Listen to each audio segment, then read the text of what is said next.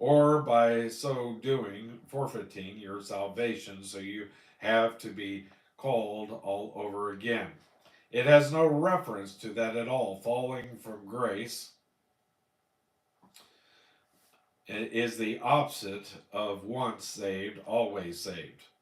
Although both expressions are unfortunately terminology. Paul deals with this matter of falling from grace in the remainder of his chapter. He also reveals that it in his epistle to the Romans. A Roman, he began with a man in a place of total bankruptcy, without righteousness, completely depraved, as unprofitable as rotten fruit. Man is a sinner before God. Then, at the conclusion of Romans, you see man in the service of God and being admonished to perform certain things. Not only is he admonished to perform certain things, he is completely separated to God and he must be obedient to God. There are two mighty works of God which stand between the man in his fallen condition and man in service to God. These are salvation and sanctification.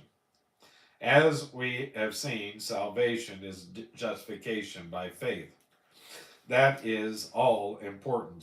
Sanctification means that after you are saved, you are to come up with a new plane of living. I think the greatest fallacy is to believe that service is essential in the Christian life, that you must get busy immediately. The early church was more concerned with its manner of life, and that life was a witness to the world. Today, the outside world is looking at the church and passing it by because we are busy as termites, but we do not have lives to back up our witness. Rather than concentrate on trying to do good, we ought to uh, live good. If we are pleasing Christ, we will be doing good also.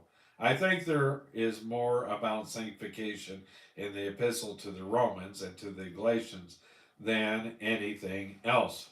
Now, how does Paul make a saved sinner good? Well, he gives him a new nature, then he is to keep the law. Oh, no, emphatically no. This doesn't mean he is to break the law, but he is called to live on a higher plane. There is no good in the old nature. Paul found that out, and he also found out from experience that there is no power in the new nature. As to salvation, he said, for I know that in me, that is in my flesh, dwelleth no good thing. And he also found to will is present with me, but how to perform it, that which is good, I find not.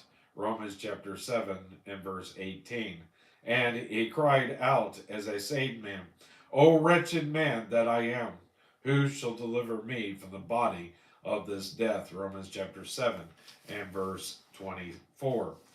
That he is doing to, uh, he is not afraid that he is going to lose his salvation, but he is a defeated Christian.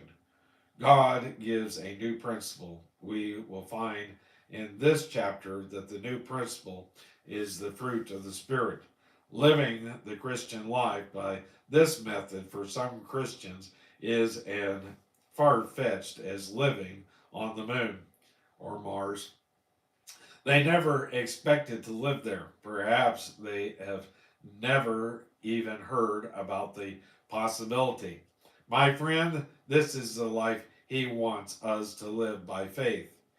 We are saved by grace. We